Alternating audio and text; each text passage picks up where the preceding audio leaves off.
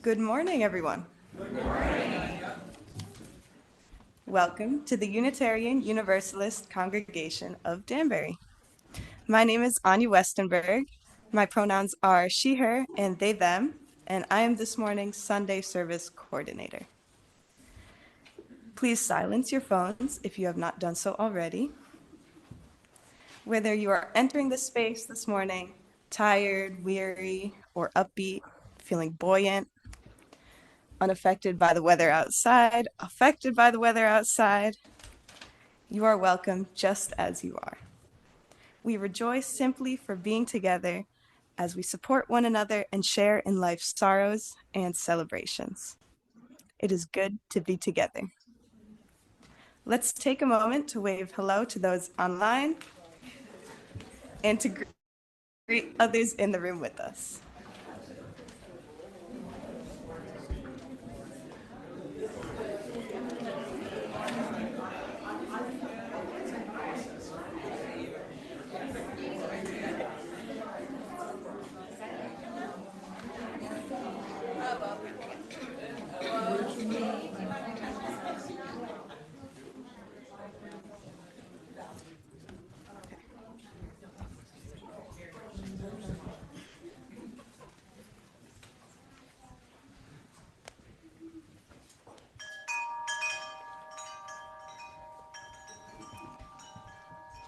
As for our announcements today, the board would like to thank everybody for their generosity.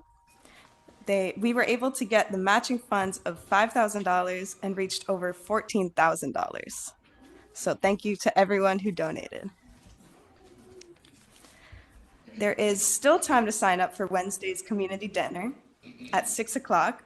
Some people had some trouble with the online Eventbrite RSVP, but you can still sign up. Just send your RSVP to Dale Purvis or Dale Hill.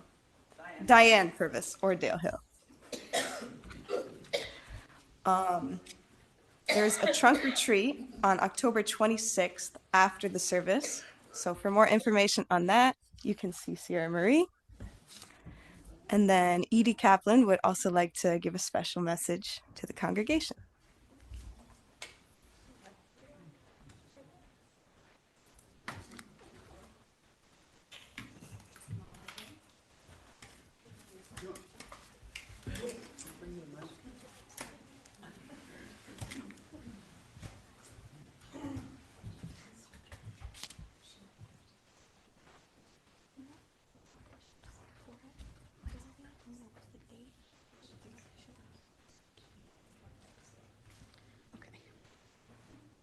Okay. Hi, my name is Edie, and I'm a volunteer with the middle school youth group. And this year, all the kids have decided that they wanted to put on a more formal Christmas pageant. And to do this, we're asking for help and support with encouraging kids to try out, as well as possibly needing volunteers to help with sets, costumes, and maybe some adult acting roles. We plan to hold auditions for the play at 11:30 after the service next weekend.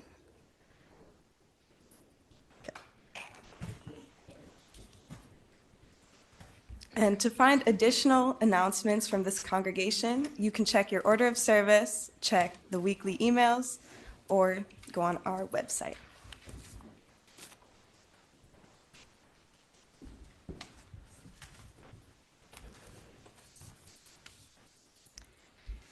There is nothing you need to bring with you to be welcome here. No right beliefs or proof of citizenship. No eternal optimism or clarity of conviction. No boundless courage or endless expertise. You do not need to know what brought you here or how you will solve that problem you are turning over and over and over in your mind. Your bills do not need to be paid, and your checkbook can be a mess.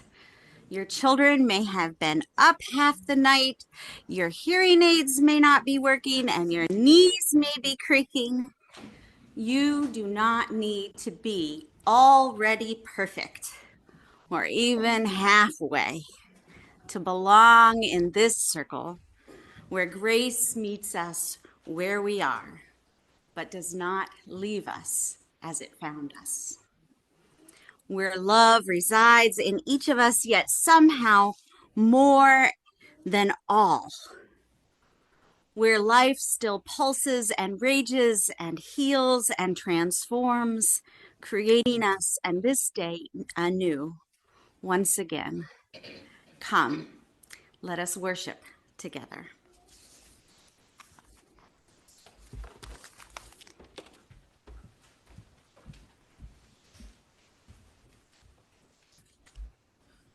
We make this time and this place holy simply by being together with each other.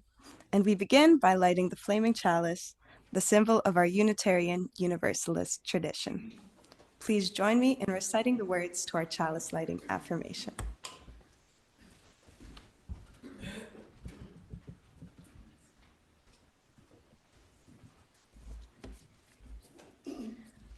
Love is the spirit of this congregation, and justice is its light.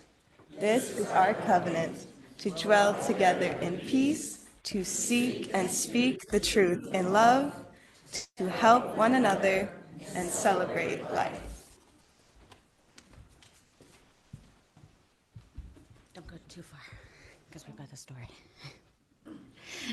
Let's say together the children's affirmation. The words will be up on the screen, and you can follow along for the motions. We are Unitarian Universalists. We are people with open minds, loving hearts, and helping hands. We care for the earth and each other. This morning's story is The Three Questions by John J. Muth, based on a story by Leo Tolstoy. There was once a boy named Nikolai who sometimes felt uncertain about the right way to act. I want to be a good person, he told his friends, but I don't always know the best way to do that. Nikolai's friends understood, and they wanted to help him. If only I could find the answers to my 3 questions, Nikolai continued, then I would always know what to do. When is the best time to do things? That's the first question. Who is the most important one? And what is the right thing to do? Nikolai's friends considered his first question. Then Sonia, the heron, spoke. To know the best time to do things, one must plan in advance, She said. Gogol, the monkey, who had been rooting through some leaves to find something good to eat, said, You'll know when to do things if you watch and pay close attention. Then Pushkin, the dog, who was just dozing off, rolled over and said, You can't pay attention to everything yourself. You need a pack to help you watch and help you decide when to do things. For example, Gogo, a coconut is about to fall on your head. Nikolai thought for a moment. Then he asked his second question. Who is the most important one? Those who are closest to heaven. Said Sonia, circling up in the sky. Those who know how to heal the sick. Said Gogol, stroking his bruised noggin. Those who make the rules. Growled Pushkin. Nikolai thought some more. Then he asked the third question. What is the right thing to do? Fly. Said Sonia. Having fun all the time. Laughed Gogol. Fighting. Barked Pushkin right away. Then the boy thought for a while. He loved his friends. He knew they were all trying their best to help him answer his questions, but their answers didn't seem quite right. Then an idea came to him. I know, he thought. I'll ask Leo the turtle. He has lived a very long time. Surely he will know the answers I'm looking for. Nikolai hiked up into the mountains where the old turtle lived all alone. When Nikolai arrived, he found Leo digging a garden. The turtle was old and digging was hard for him. I have 3 questions and I came to ask for your help, Nikolai said. When is the best time to do things? Who is the most important one? And what is the right thing to do? Leo listened carefully, but he only smiled. Then he went on with his digging. You must be tired, Nikolai said at last. Can I help you? The turtle gave him a shovel and thanked him. And because it was easier for a young boy to dig than it was for an old turtle, Nikolai kept on digging until the rows were finished. But just as he finished, the wind blew wildly, and the rain burst from the darkened clouds. As they moved toward the cottage for shelter, Nikolai suddenly heard a cry for help. Running down the path, he found a panda whose leg had been injured by a fallen tree. Carefully, Nikolai carried her into Leo's house and made a splint for her leg with a stick of bamboo. The storm raged on, banging at the doors and windows. The panda woke up. Where am I? She said. And where is my child? The boy ran out of the cottage and down the path. The roar of the storm was deafening. Pushing against the howling wind and drenching rain, he ran farther into the forest. There he found the panda's child cold and shivering on the ground. The little panda was wet and scared, but alive. Nikolai carried her inside and made her warm and dry. Then he laid her in her mother's arms. Leo smiled when he saw what the boy had done. The next morning, the sun was warm, birds sang, and all was well with the world.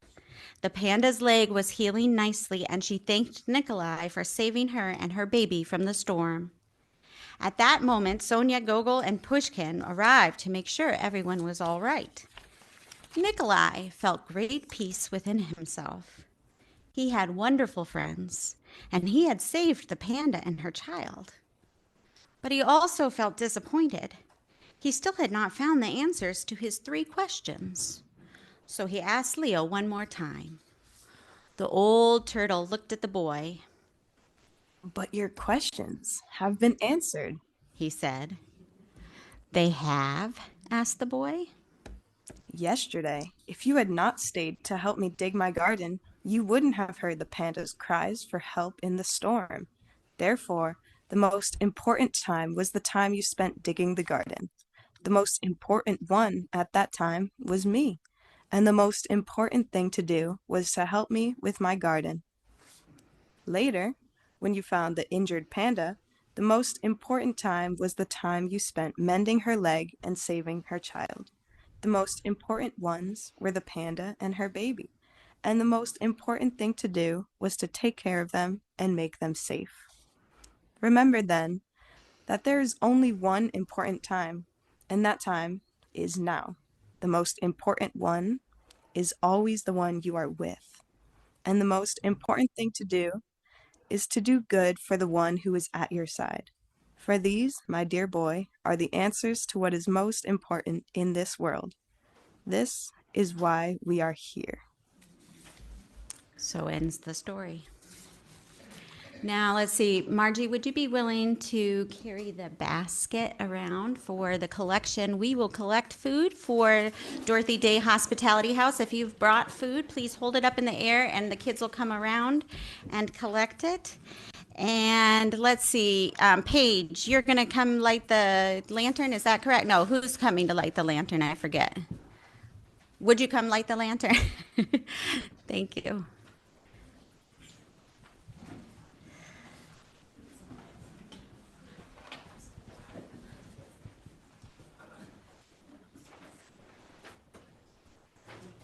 Let's sing together This Little Light of Mine.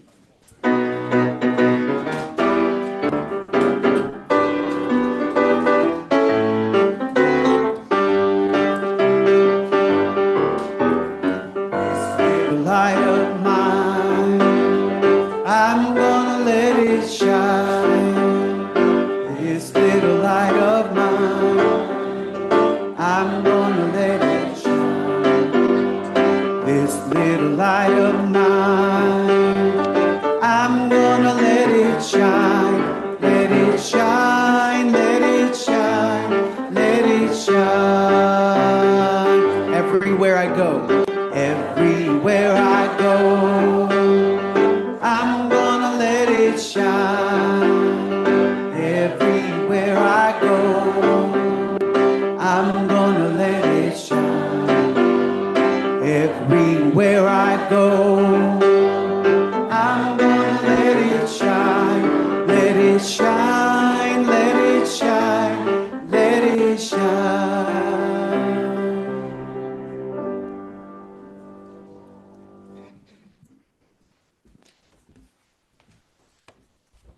When you give your time and energy to the work of this congregation, and when you donate to its financial support, you are giving gifts to each other. Each one gives to and receives gifts from all our members and friends. The link for donating online is in the chat, or you can scan the QR code there. You may also mail a check to UUCD at 24 Clapboard Ridge Road in Danbury. Thank you for your generosity.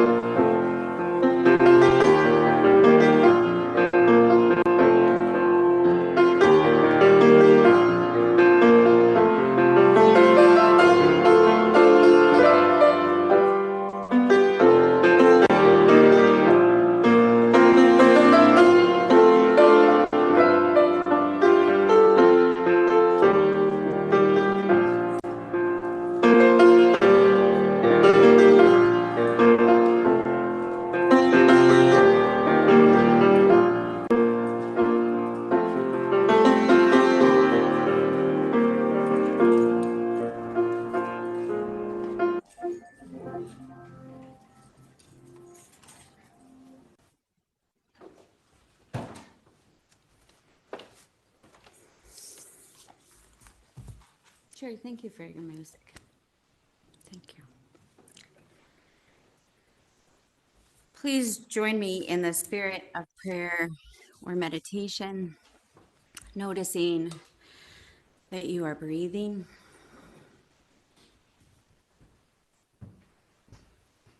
noticing that your body is caring for you even in this moment. Please shift your body if it's needed for comfort. Let yourself rest in the awareness that you are held by the earth, gravity sweetly, gently pulling you toward one another. And let us join our hearts in gratitude for all the help we have received to be here this morning, able to rest in this awareness. None of us have gone it alone, not truly. For the hands that unlocked and opened the doors, and the ones that vacuumed this floor, and for the people who built these walls, and all who dreamed them into being, we give thanks.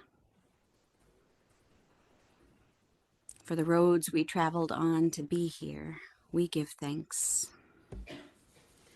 For the meals that nourished us over the last few days, the farmers, the laborers, the cooks, the soil, the sun, the rain, we give thanks. For the clothes that warm us this morning, the beds that cradled us overnight, the toothbrushes, the shoes, the small mercies of daily life that we have experienced today, and all that it took for them to be with us. We give thanks. May gratitude soften what is tense, loosen what is closed, remind us that we are never alone. So may it be. In honor of the great connection, the web of life of which we are a part, we turn now to one another with the sorrows of our lives that are too great to bear alone, and the joys that are too good to keep to ourselves. For those of you who are participating online, I invite you to place an X in the chat if you wish to represent your silent joys and sorrows. And for those of you in the room here, if you'd like to share silently, please come forward now to place a stone in the bowl of water where its ripples can be witnessed without ever having been spoken.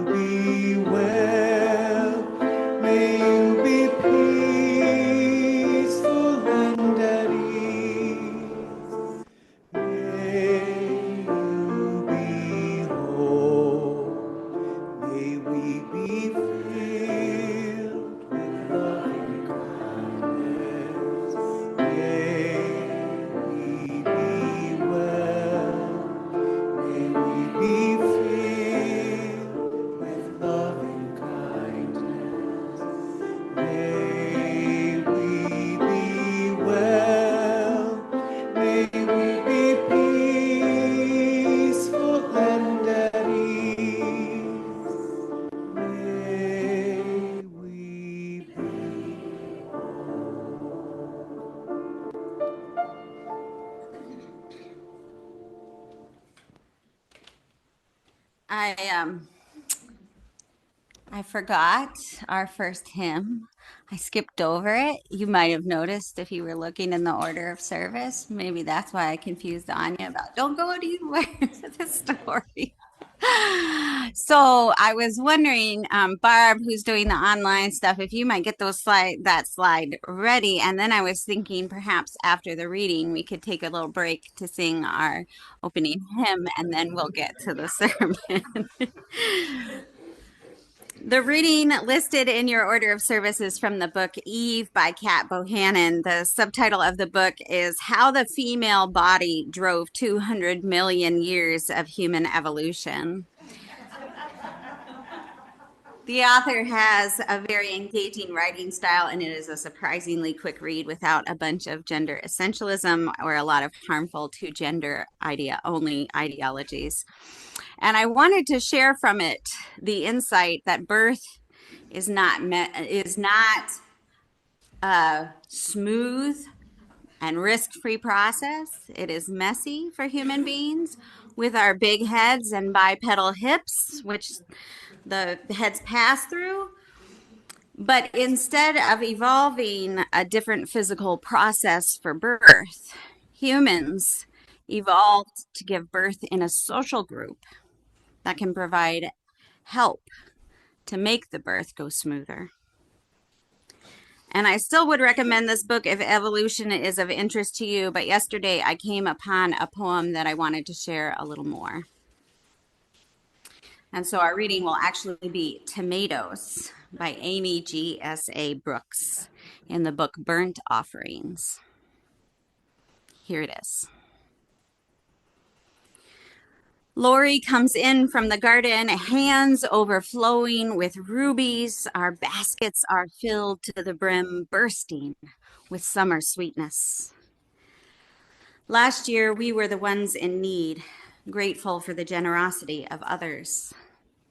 This year, I spread our riches on the break room table. The wealth must be shared before it spoils and ceases to be a treasure. A coworker sends a picture of their dinner bejeweled with our fresh produce. Empire claims you shall want, but this is the kingdom of heaven. Community feeding community from Spirit's abundant fruit so that all may testify. We shall thrive. Let's sing together.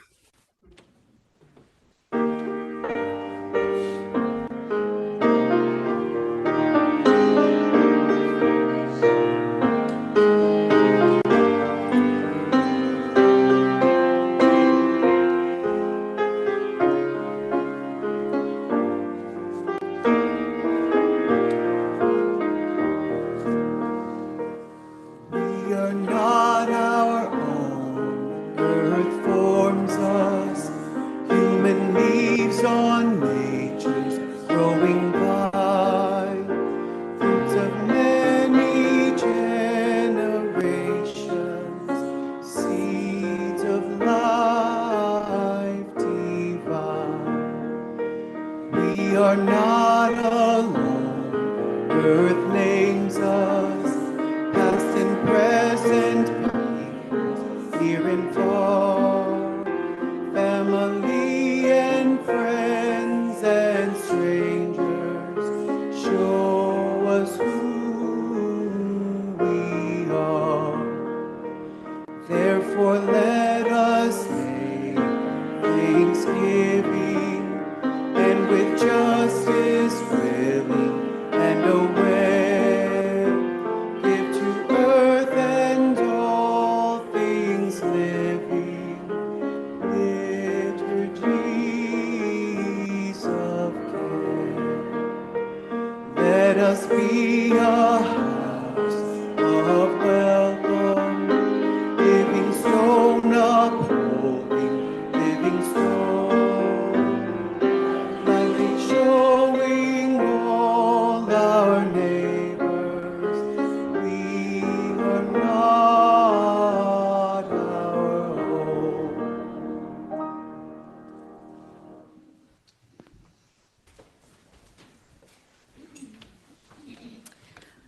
Imagine, if you're willing, that you are a good friend with somebody you care for deeply who is parenting 2 young children on her own, and she has fallen seriously ill.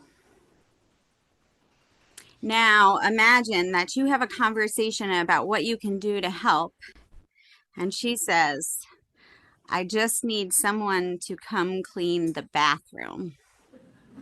Raise your hand if you would help. Lots of people in the room, yes. Now imagine, if you are willing, that you are the friend, the single parent of 2 young children. Don't hurry up, Margaret. We're not in a hurry. And you have fallen seriously ill. Okay, so now Margaret anticipated my question. The thing you need help with the most is someone to clean the bathroom. Raise your hand if you would ask a friend for help. A lot fewer people, and some like not so sure maybes. Yeah. Why is that? Shame. Vulnerability. Afraid of being turned down. Afraid of somebody seeing your bathroom. Embarrassment. Culture of rugged individuality. Culture of rugged individuality. Too personal. Being a burden. That was yours, Keith? Showing strength. When Emily was an infant, I was overwhelmed. I asked my book club to come clean my house, and they did. When Emily was an infant, you were overwhelmed and you asked your book club to come clean the house, and they did. Including the bathroom. Awesome. Yeah. So I have a dear friend I've known forever, and when she was pregnant with her third, in a house full of boys and men, no one who lifted a finger, I asked what I could do because I was down in Virginia to help her, and she actually said, "Would you clean my bathroom?" And I did. Oh, so you have been asked. So Gina just told a story about being asked to clean somebody's bathroom when they were pregnant and needing help, and Gina did. But it is hard. It is hard to ask for that kind of help for many of us, right? I'd be afraid they'd say yes and they didn't mean it. Ah, being afraid they'd say yes and not meaning it. Yeah.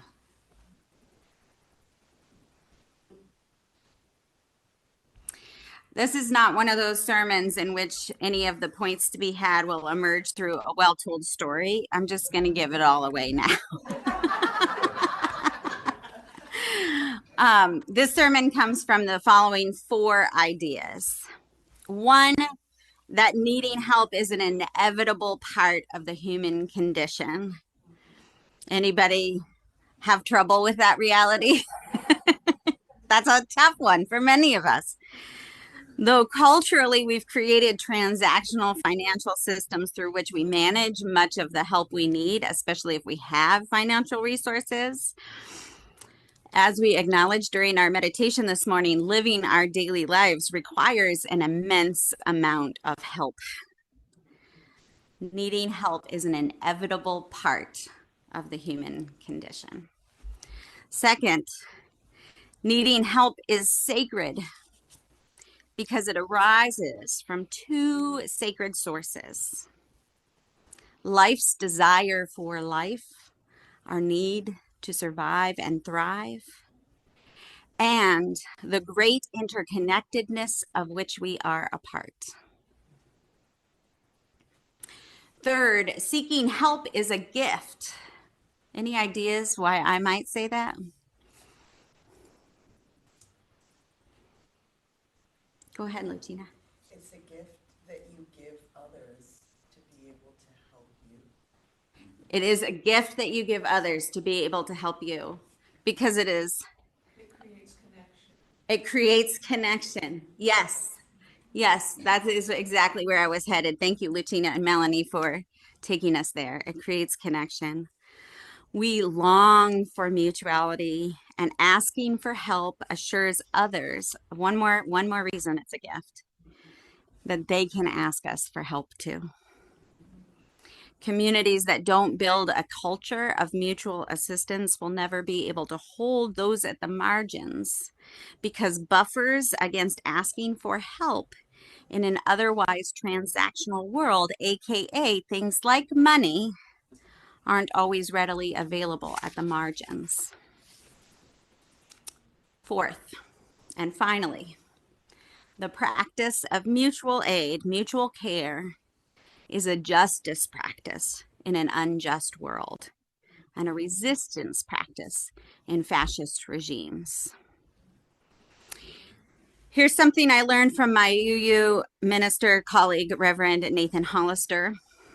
He said that in the 1930s, during the Spanish Revolution, when the leftists were fighting the fascists, a fight they sadly lost, there was a saying among them: those who proclaim to have principles but have no programs for social change turn out in the end to have no principles. End quote. Principles have to be lived to be principles. It's not enough to believe in love and justice. We have to organize for love and justice. We have to practice love and justice. And we have to imagine our way toward new realities. I've said it before. You've heard this from me. I'll keep saying it. The world we want begins in imagination and experimentation. It doesn't exist yet. Adrienne Maree Brown writes in the book Emergent Strategy that we are in an imagination battle. I've read this to you before. Quote, imagination gives us borders, gives us superiority, gives us race as an indicator of capability. I often feel I'm trapped in someone else's imagination, and I must engage my own imagination in order to break free. All of this imagining and the poverty of our current system is heightened because of scarcity economics. There isn't enough, so we need to hoard, enclose, divide, fence up, and prioritize resources and people. We have to imagine beyond those fears. We have to ideate, imagine, and conceive together. We must imagine new worlds that transition ideologies and norms. End quote. The ideologies and norms of capitalism, of self-sufficiency and transaction, which give us an illusion of independence, keep us from living in sacred interdependence. The illusion of scarcity keeps us separated and fuels racism. It is where such an extreme individualism arises that it can become nationalism. Experimenting with mutual care subverts transaction into community thriving, and is the only way we're going to make it. We have to begin practices and programs that lean into our connectedness. Because the truth is, independence is a lie. None of us ever made it alone. Marjorie Bowen Wheatley said, if recognizing the interdependence of all life, we strive to build community, the strength we gather will be our salvation. That's not poetry, that's survival instructions. This is not new, right? This is not new. And many of us have been in environments where we've had to practice mutual care, or where we have chosen to practice mutual care. When I was a kid, I'm the third child of teenage parents. And because I'm the third child, I didn't get the worst of the poverty, right? But I did get some of the poverty. And I remember us sitting, one of my first memories is us sitting in the park when I was a kid, eating some sandwiches, and somebody came by asking for food. And my mom, without hesitation, without skipping a beat, took half of our sandwich and gave it to this man. And, we were poor, but we weren't like poor, right? Like there are levels of poverty. And I remember being really stunned when the same kind of thing was happening a few years later as a teenager. You know, being friends with somebody who clearly did not have enough food to eat in his home.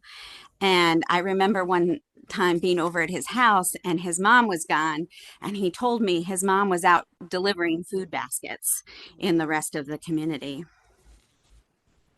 This is what I mean by programs for social change, not just principles, programs. We share what we have. We take what we have.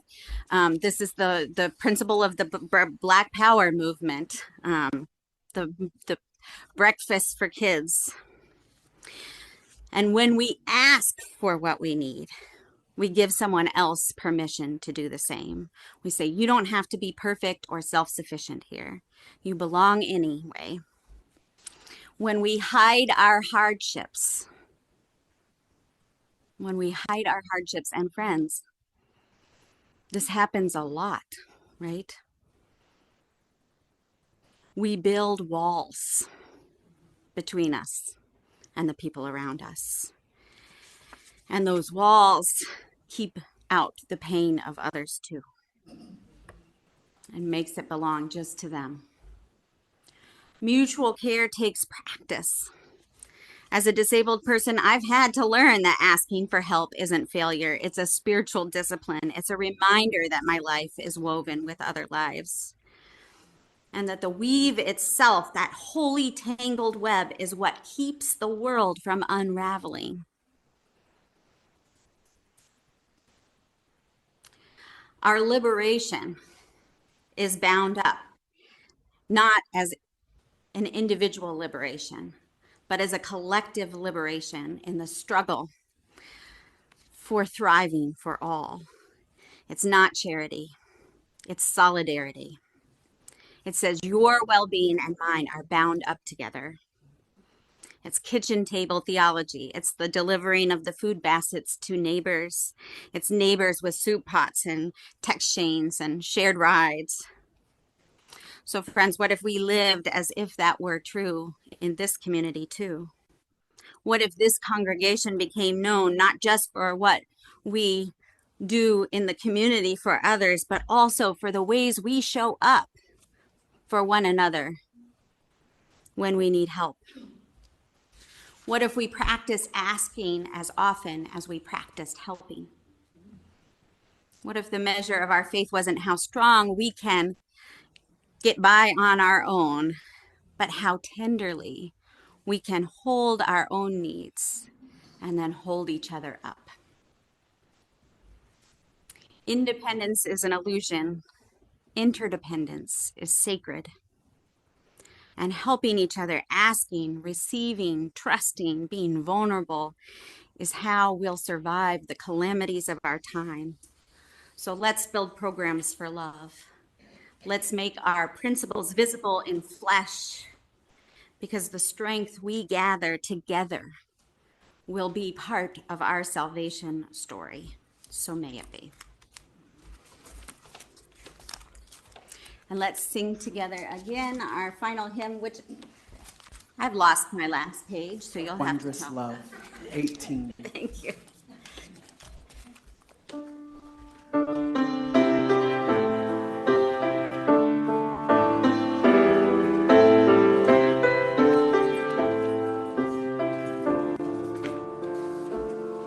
What wondrous love is this, oh my soul, oh my soul? What wondrous love is this, oh my soul? What wondrous love is this that brings my heart such bliss and takes away the pain of my soul, oh my soul, and takes away the pain of my soul. When I was sinking down, sinking down, sinking down, when I was sinking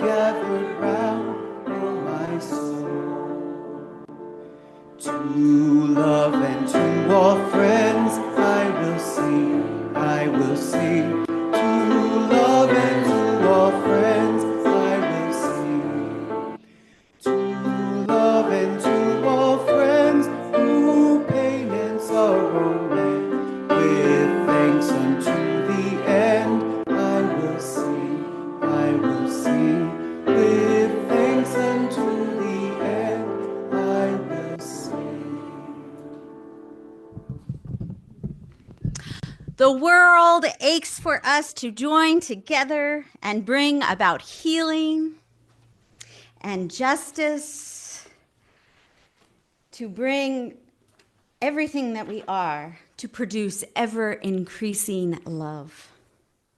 This is our calling. Go forth and act accordingly. So may it be.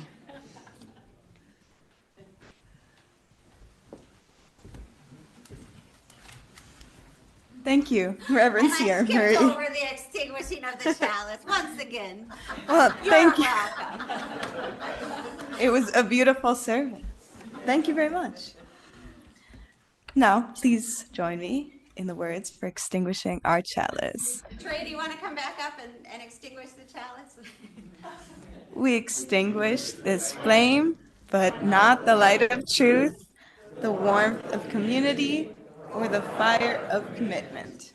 These carry in our hearts and out into the world until we are together again.